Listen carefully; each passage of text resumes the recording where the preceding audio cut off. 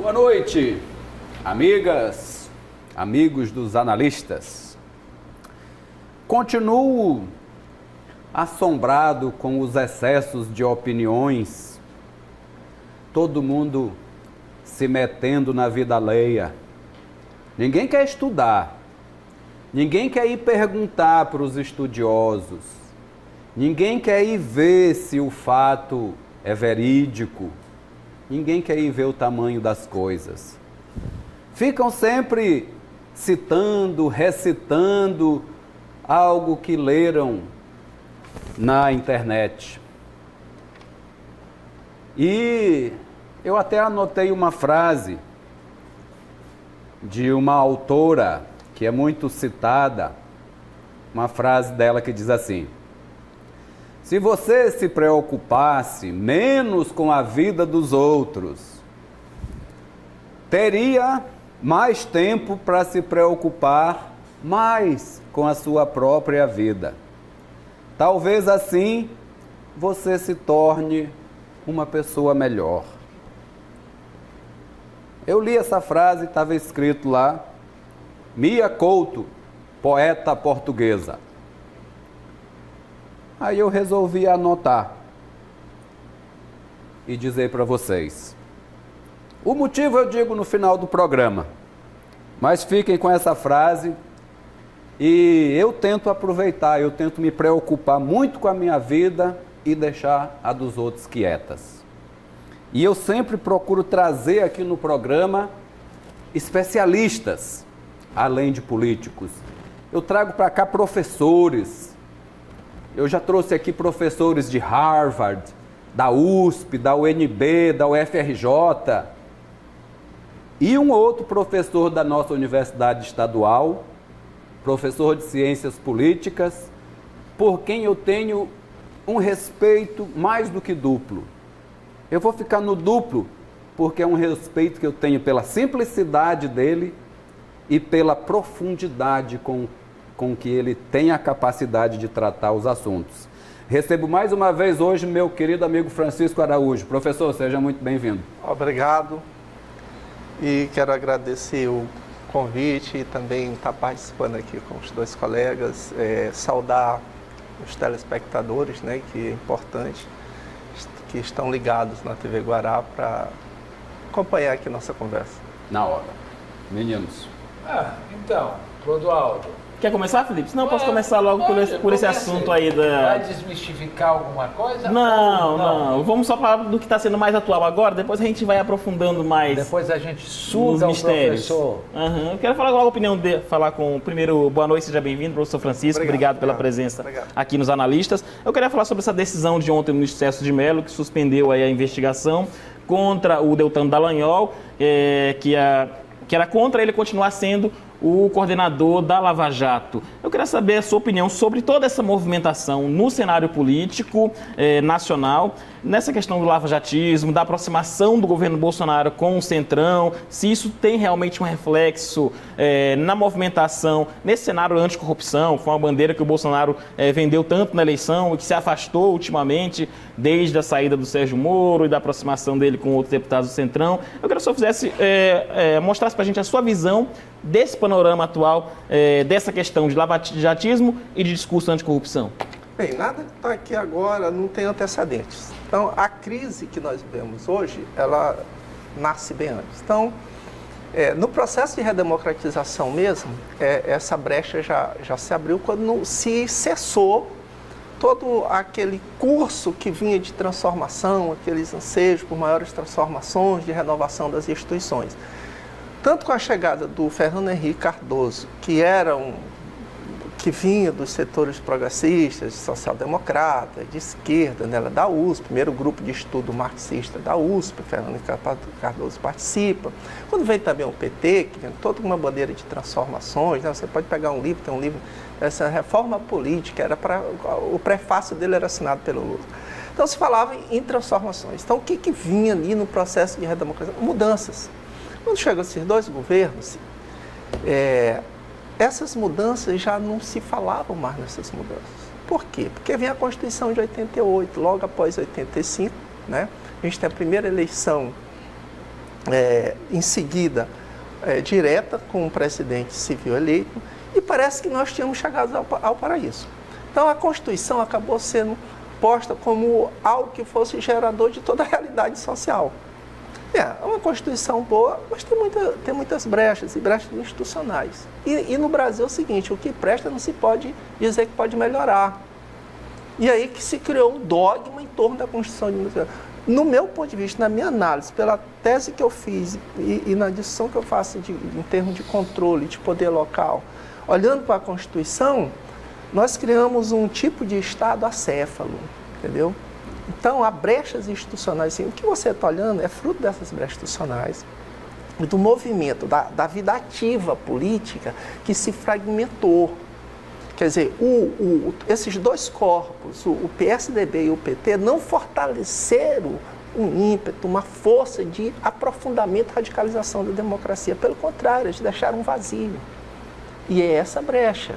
Então, o que é que ocorreu, né, nesse período, não esse aprofundamento? As forças que vinham desde a ditadura, que estavam sendo sufocadas, sem voz, elas produziram, elas deram crias, e isso hoje se coloca em risco, como eu chamo. O encurralamento está encurralado, a democracia hoje no Brasil. É um trabalho meu que eu vou apresentar agora em São Paulo em novembro, né? A democracia está encurralada. Por quê? Porque criou-se uma rotina de eleições, mas as grandes transformações em torno da vida das pessoas não mudaram. Então vamos pegar aqui um exemplo. Lula disse, todo mundo está viajando de avião, mas ele continuava morando na lama, sem esgoto, sem água e tal. O Fernando Carlos disse, não, vamos dar uma bolsa, tá aí, ó, o Plano Real acabou a inflação, sem transporte, sem hospital, sem saúde pública. Compreende isso aí? Então, quando se olha, o que há mais palpável são as eleições, e o que eles ligam à democracia são eleições. Quer dizer, não adianta eu votar nesse ou naquele, tanto faz. E isso cria uma blindagem hoje em torno do Bolsonaro. Você pode falar o que quiser. Em 2007 eu disse que caminhava por uma disputa que era de facções. Não é partidária mais, porque partido supõe mediação, formulação de interesse, termo de mediação no âmbito do Estado, que é realmente processar todas essas demandas e constituir isso num objetivo. Então a gente tem um enfraquecimento político. E se você observar, posso chamar você, né? Não, à vontade, professor. Então, se você observar, há um surto, do que eu chamo surto de irracionalismo, com base num texto do maranhense, né? Japiaçu, que era um metodólogo, e há uma revolta ao conhecimento, à ciência, e parece que tudo ficou numa perspectiva de facção. Então, o que o Geraldo está colocando? Você não vai buscar conhecer mais, porque o que você está impregnado é de uma verdade. E isso caiu num campo dogmático, saiu da política e virou uma versão religiosa. Essa é a minha verdade, porque é isso que meu líder acredita, que é a minha fonte de inspiração. Então, o que está ocorrendo no Supremo, por exemplo, é essa brecha institucional. Nós sabemos que com a Constituição, o Congresso passou a ter muita força. Em boa parte, o presidente no Brasil hoje não pode muita coisa, essa é a grande verdade. Mesmo alguns atos administrativos, ele depende de passar pelo Congresso. Por quê? Porque se queria se tirar aquela imagem de um presidente imperial que vinha lá da ditadura. No entanto, isso não serviu tanto à fiscalização, mas a negociações.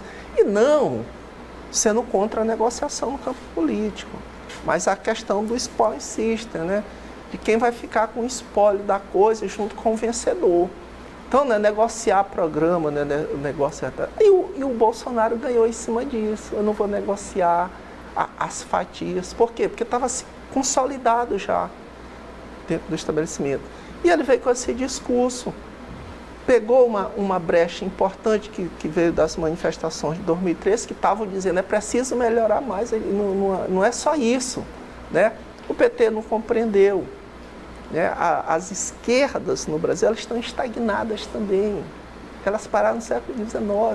Por exemplo, a esquerda na Europa não quer financiamento público em campanha, dinheiro público, a partir daqueles, eles morrem por isso, entendeu? Então, isso aí tudo cria uma situação favorável.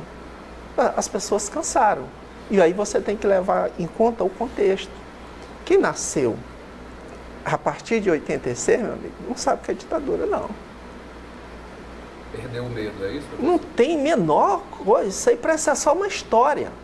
E como essa história no Brasil a gente não passou realmente a limpo, não contou em detalhes, nem por um lado, nem por outro, né, dos que estavam em enfrentamento, tudo vira uma versão distorcida.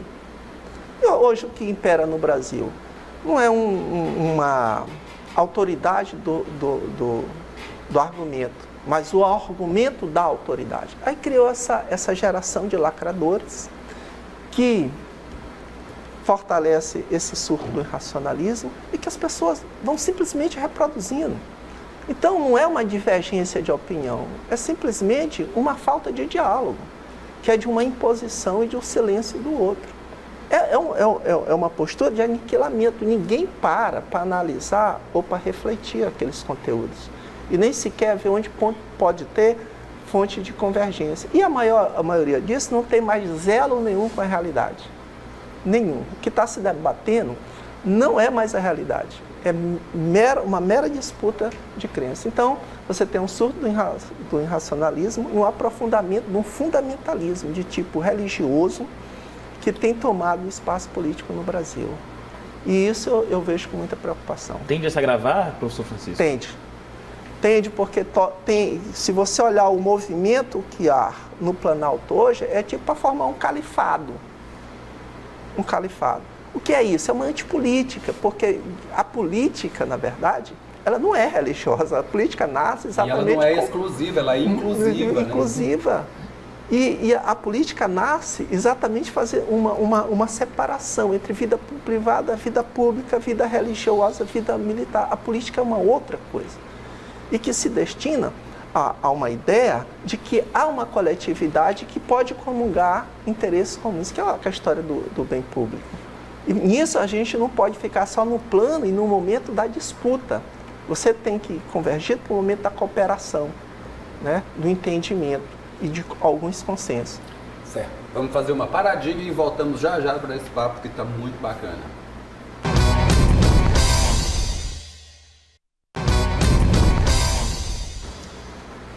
De volta com os analistas.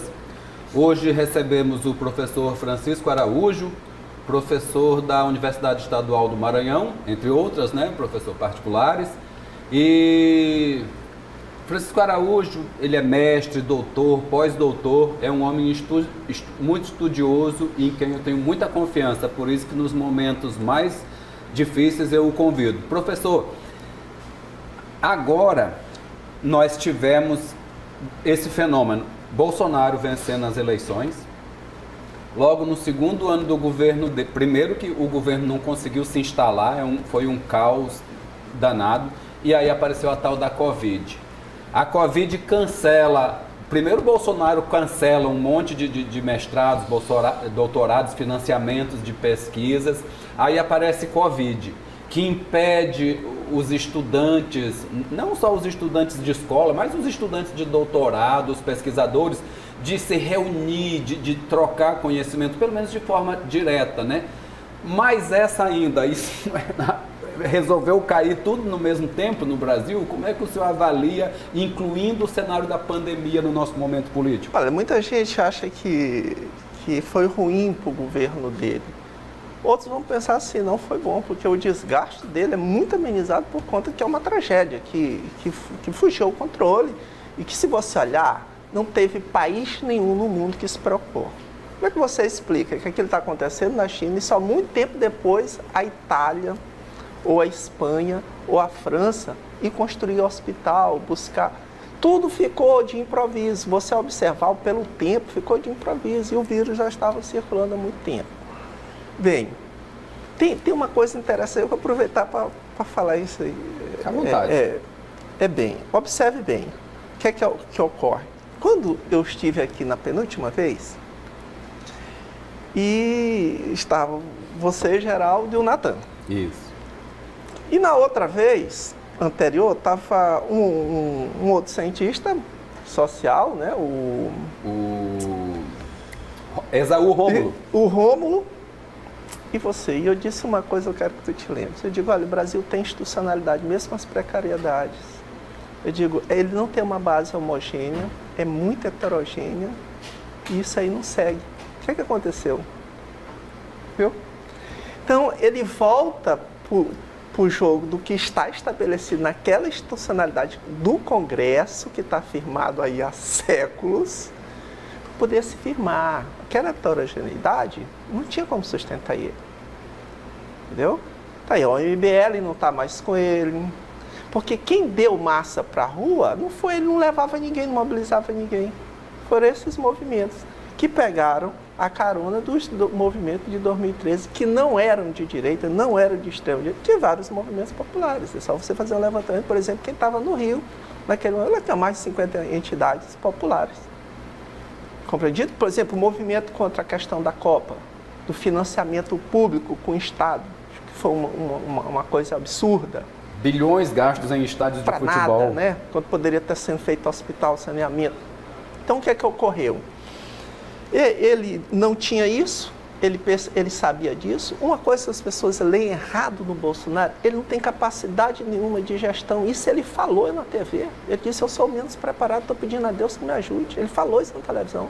Mas ele não é bobo, um homem que está há 30 anos na política em termos eleitorais. Isso é outra coisa. Não tem capacidade de gestão sobre a coisa pública.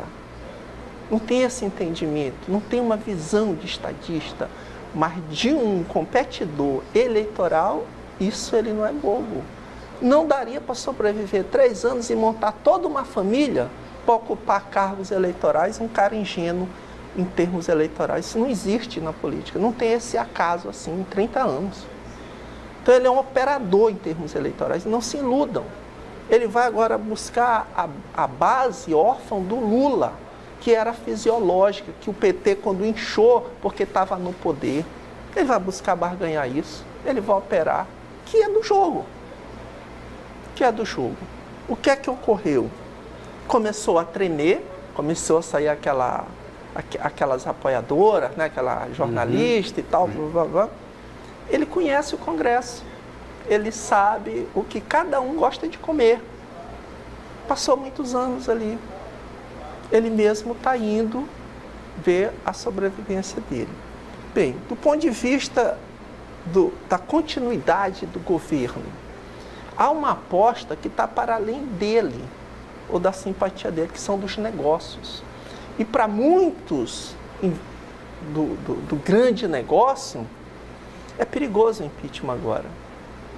Como foi perigoso, né? E catastrófico da Dilma, né? Então, por exemplo, Febraban não vai bancar isso, que é o que banca Paulo Guedes. O agronegócio está preocupado com ele, mas também está preocupado do que possa ser um impeachment, né? Então, o agronegócio está tentando, vamos dizer assim, consertar ele, porque ele pode causar sérios prejuízos para o agronegócio brasileiro, e o que é o que ainda está dando aí, segurando mais o PIB. Agora, a pandemia, começou a virar coisa.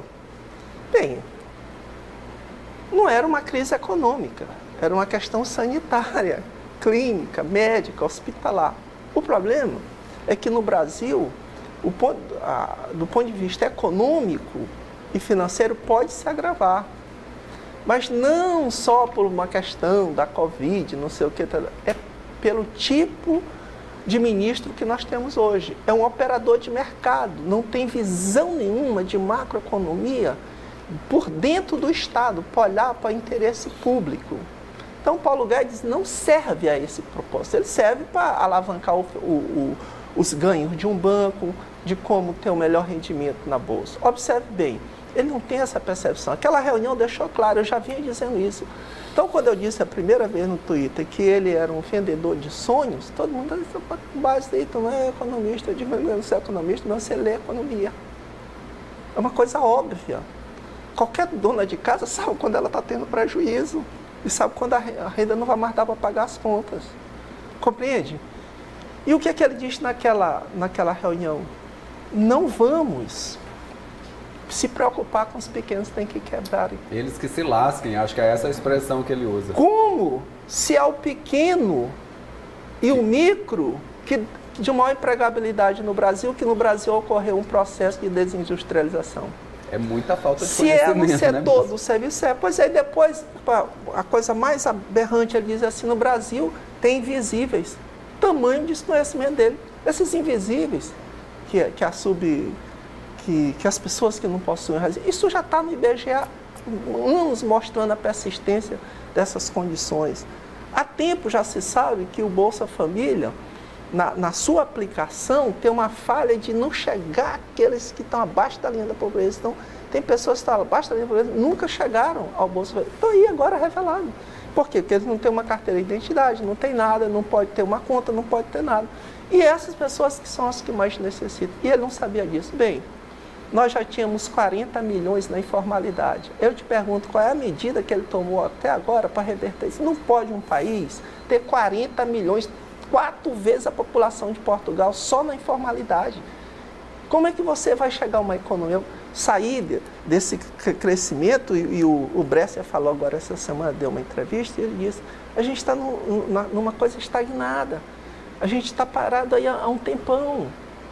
Entende? Por que a gente não tomou algumas medidas? Mas como o próprio Estados Unidos, já que ele começaram a emitir moeda. E o Brescia disse, isso aí não aumenta a tua dívida pública. Foi isso que os americanos fizeram. Foi isso que os ingleses fizeram. E qual é o nosso temor? Não, e aí, se tudo se fixou agora em cima do mercado, que virou como um ente, né, assim, existente, o mercado. Esse cara que está no mercado não gera emprego. Que gera emprego uma multinacional se instalar aqui. Não é capital produtivo, é capital especulativo. Mas o Guedes opera a favor dos bancos. Então, qual foi a reforma tributária dele? Para não onerar os bancos e manter os bancos numa situação de privilégio em termos de taxação. É só pegar o texto.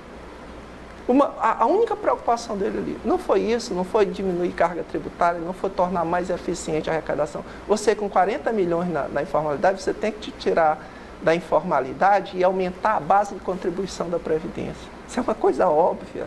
Como é que você vai querer alavancar a economia numa situação dessa de crise, de desemprego, com 70% dos pais e chefes de família endividados? Não tem como. Não tem como. Isso são dados que estão aí. Não é preciso ser gente, você vai lá, está lá. Esses dados são todos publicados.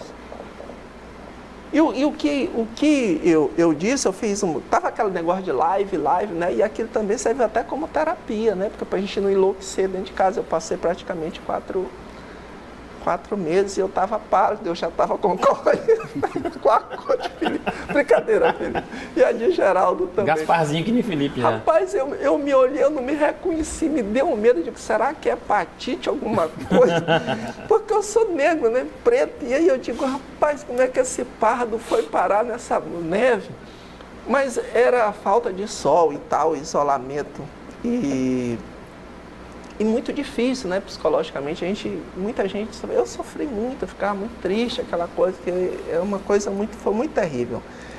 Mas o que a gente estava ali e observava, as coisas não estavam andando numa direção para olhar para o que era o depois. Então estava se lutando com a cloroquina para saber qual era a verdade. Meu amigo, não interessa, o que servir, serve. Por quê? Porque não tinha nenhum protocolo oficial como não tem. É óbvio que a OMS errou em vários casos, como errou com a ebola lá na África. Quando os Médicos Sem Fronteiras estavam dizendo que era sério, eles foram resolver entender o que era sério 6 meses depois. Mas todo mundo, porque faltou para a ciência conhecimento nesse enfrentamento.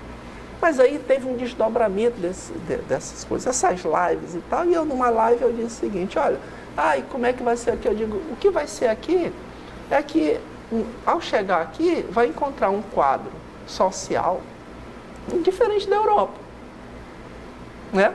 Eu tenho amigos que moram na Itália, conheci um pouco a Itália. Isso está acontecendo no norte da Itália, a parte mais rica. Olha o que está fazendo. Olha o que fez em Barcelona, que é a região mais rica da Espanha. Quando chegar aqui, não tem água, não tem esgoto, não tem pavimentação. Aí eu disse lá para os colegas que estavam na live, tu passa numa estradinha, numa vila na Europa, o caminho de Santiago, tu olha lá a tampa do esgoto, lá onde o cara está cultivando de 200 anos as mesmas oliveiras lá, aquele negócio, e tem, o esgoto está passando ali. E aqui, o transporte. Como é que vai ser esse isolamento com as casas, o tipo de habitação que nós temos, de um cômodo? Ocupado por 12 pessoas. 12 pessoas, né? Então, teve uma falazinha de WhatsApp, foi muito, muito icônica, que eu vi. Foi duas moças conversando, e uma dizia assim, rapaz, eu tô com medo. Não, menina, tu vai perder teu emprego. Ela disse, desempregada eu tô. Viver sem emprego eu já vivo. O que vai ser novidade para mim é a morte. Credo. Vamos fazer mais uma paradinha, professor, depois o senhor retoma. Voltando já já.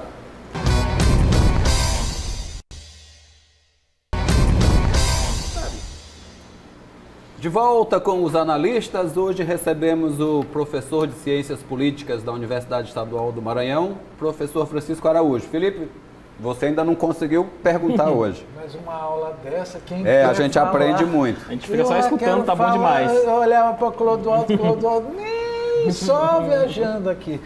Professor, vamos lá. Nós temos um país de 100 milhões, né, de inexistentes, que agora o Bolsonaro descobriu. Nós temos um Maranhão que tem 7 milhões, que nós podemos dizer que pelo menos por baixo, 4 milhões vivem abaixo da linha da pobreza. Vamos fazer essas estatísticas, porque aqui é uma coisa engraçada, o cara tem o que comer, ele está salvo, se ele faz uma refeição, ele está salvo na casta, né?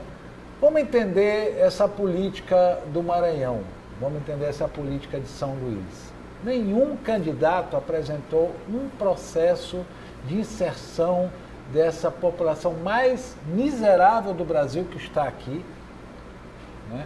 Nenhum apresentou, professor, uma solução de desenvolvimento, de administração, de gestão que resolva o principal problema do Maranhão, que é do Brasil, mas vamos colocar para o Maranhão, que é a renda. É o direito da pessoa ter sua renda e decidir como será a sua vida e da sua família. Até onde essa população vai continuar passiva, professor? Olha, o caso do Maranhão é bem complexo, né? E tem algumas formas já estereotipadas de pensar o Maranhão, eu não concordo muito, né? Acho que é muito mais complexa do que algumas rotulações e vinculações meramente pessoais, e não entender todo o processo de formação do Maranhão e as forças existentes no Maranhão. Quer dizer, o Maranhão sempre foi uma constelação de oligarquias. Então, pensar uma oligarquia é uma coisa complicada. Você olha hoje, tem prefeito que é ele, a mulher e a filha ocupam 3 municípios. Só para dizer um caso. Tem a prima, tem a prima, sobrinha, o cunhado. Tem. Né? Tem até o vaqueiro. Tem um vaqueiro. Tem o vaqueiro, não tem, Clodoaldo? Tem. Então, isso não é uma exclusividade de um grupo. É da nossa cultura política e está muito arraigado. Quanto a São Luís, eu tenho uma preocupação muito grande. Eu sou de Itapecuru-Mirim, com muito orgulho.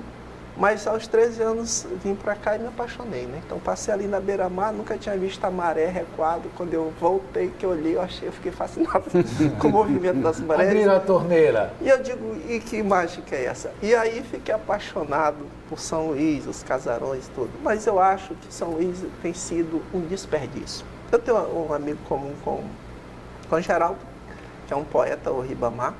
E ele me disse uma vez, Francisco, como é que essa cidade sobrevive, mesmo essa gente todinha tentando destruir essa cidade? Porque não era para ter mais nada, entendeu? Porque os investimentos, você olha pelos séculos que tem São Luís, tu chega em cidades que não tem o mesmo tempo de São Luís, mas que tem um valor histórico em Portugal, elas já tiveram um investimento em termos de captação de recursos, de vender a imagem da cidade, do patrimônio da cidade, muito muito, muito maior. Então, São Luís tem o que vender, tem o que atrair em termos de recursos, não só do ponto de vista turístico, mas também de investimento. Um porto desse. E a gente tem que trazer investimento para cá, implantar projetos aqui que tem horizontalização. Vem falando isso há 2 décadas, que tem horizontalização. O que é isso? Não adianta botar uma empresa que não vai trazer outras empresas para cá. A Alumar não trouxe nada para cá. Que o cara compra lá em Londres o alumínio na Bolsa de Londres, que isso é um acordo, no mesmo valor se ele for comprar bem na porta da Alumar. O benefício não existe, o beneficiamento... Não, é mínimo, existe, é mínimo. O que eu tenho que dizer? Horizontalização. Trazer outras empresas para cá, que em cadeia produzem assim, todo um processo de incorporação dessa mão de obra que tem no Maranhão. O Maranhão só não é uma tragédia maior porque tem um alto índice de empregabilidade, mais empregos precários e baixo rendimento, mas tem.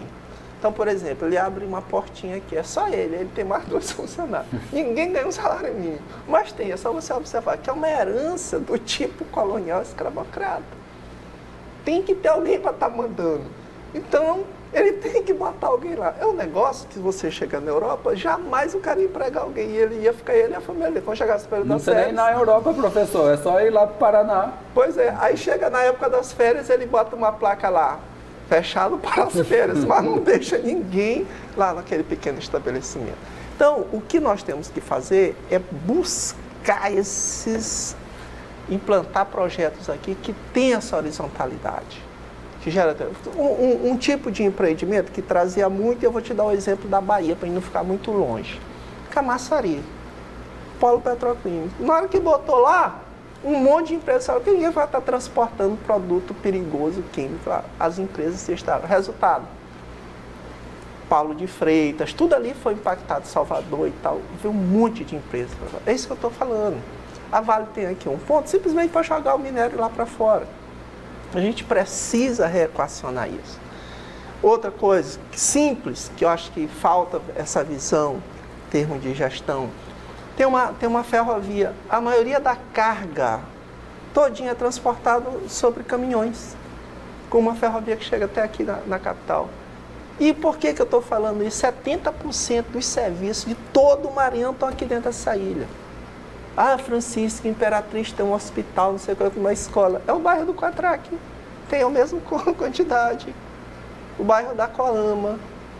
Só ali naquele trecho da Coama, quantos hospitais tem?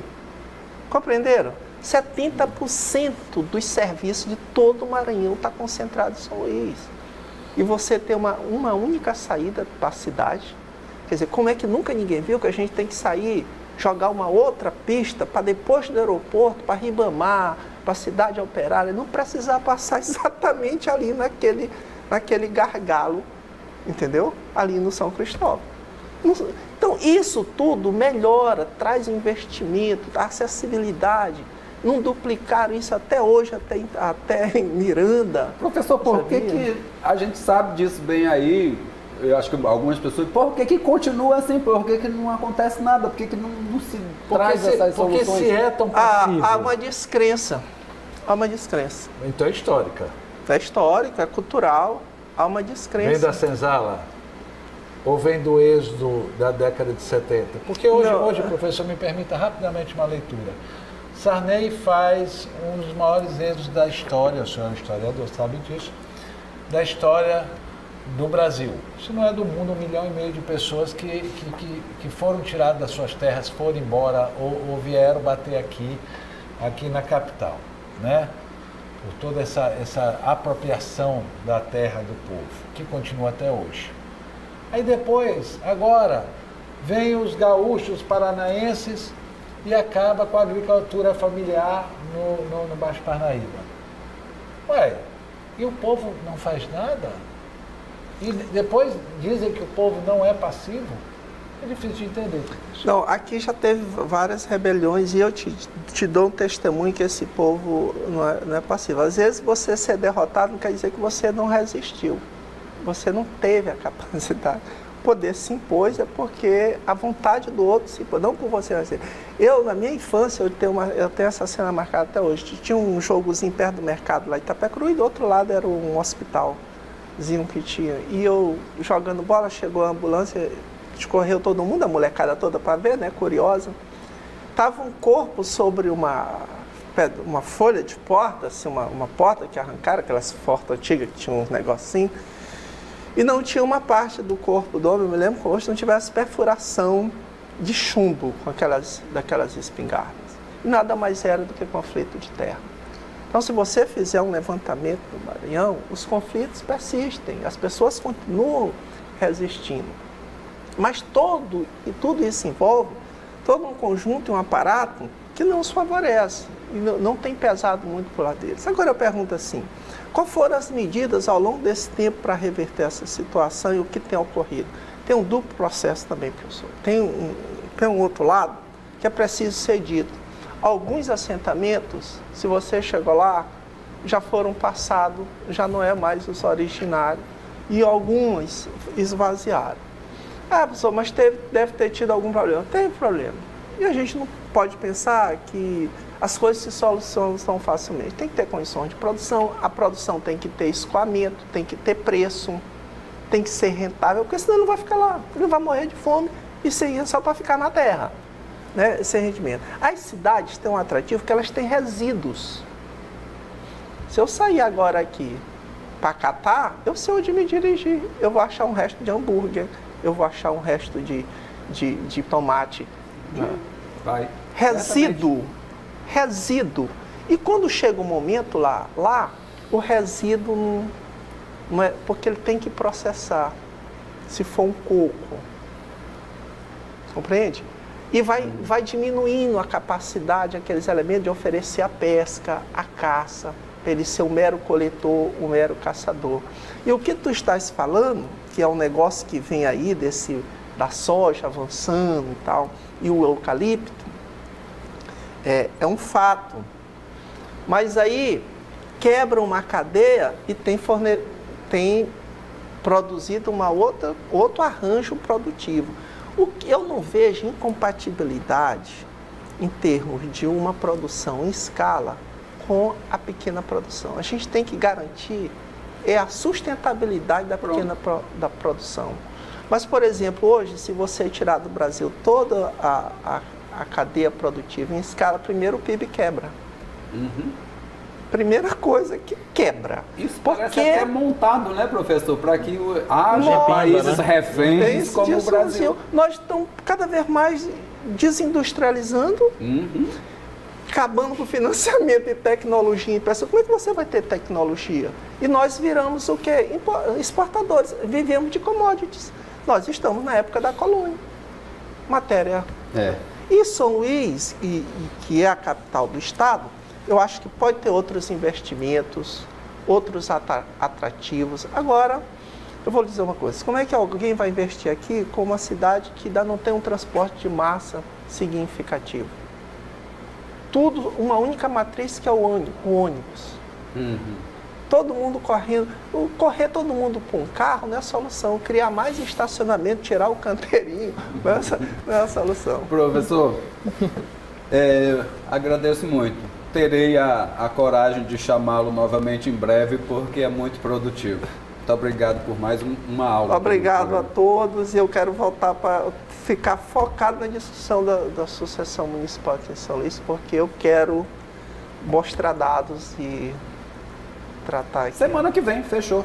Não, a semana que vem não é possível, porque eu estou na... Tá bom, a gente combina. Mas Felipe, dá um tchau rapidinho. Tá? Não, eu quero saber dessa frase aí. Eu quero saber desse autor. Então deixa eu dar um tchau rapidinho e dizer que, por favor, venha, doutor Francisco, quero muito falar. O senhor falou sobre a questão das oligarquias, que a gente tem demais aqui. Temos uma eleição cheia de filhos, netos, sobrinhos, uma nova geração. Eu quero muito falar sobre essa eleição de São Luís. Tem uma nova oligarquia agora? Não sei, eu quero saber do professor. Na próxima vez a gente vai falar sobre isso. Me bota aqui nessa aqui fechada, por favor. Eu comecei o programa com a frase que eu li na internet, lá de mandando as pessoas se preocuparem mais com a própria vida do que com a dos outros, lá, e dizia que era da poeta portuguesa Mia Couto. O que é engraçado é que a gente vê as pessoas repetindo e repetindo na internet um monte de tolices. Primeiro, que a frase não é de Mia Couto. Segundo, Mia Couto não é poeta. Terceiro, Mia Couto não é portuguesa, nem português. Mia Couto é de Moçambique, na África, e é homem. Então, a frase lida aqui, embora tenha um efeito, porque é muito bom que a gente cuide muito mais da nossa própria vida do que da vida dos outros, é para a gente ir estudar um pouco. Ninguém é obrigado a conhecer Mia Couto, mas é muito terrível quando as pessoas ficam repetindo erros sobre o escritor e biólogo de Moçambique, na África, Mia Couto, um homem de 65 anos. Para que todos nós tenhamos mais chance de estudar, para que não deixem destruir a escola pública, vamos lutar para isso. Muito obrigado a todos e até amanhã. Há quem diga que